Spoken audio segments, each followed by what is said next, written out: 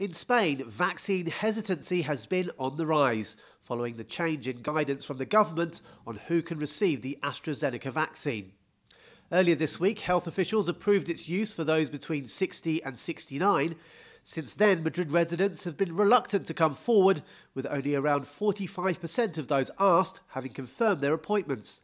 The government is now trying to offer reassurance.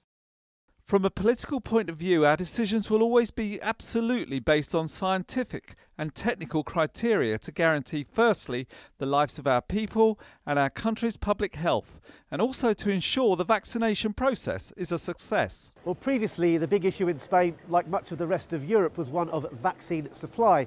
Well, supply lines have now increased, so the main challenge is to change public perception on safety so that as many people get vaccinated as possible.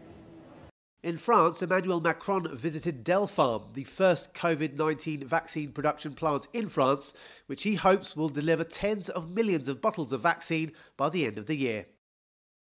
What we have seen this morning, in concrete terms for our fellow citizens, are these doses of the Pfizer-BioNTech vaccine produced here and then sent to vaccination centres to be used by our fellow citizens and also delivered to our European neighbours. As Europe looks to ramp up its supply, representatives of the European Medicines Agency, EMA, are visiting Russia to review the country's Sputnik V vaccine. Previously, an official from the European body urged caution in approval at a national level as they continue a rolling review of the drug. Meanwhile, some more bad news for the Anglo-Swedish AstraZeneca vaccine after Hong Kong announced a suspension in its use.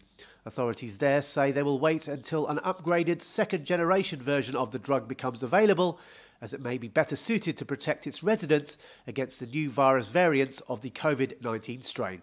Rahul Pathak, CGTN, Madrid.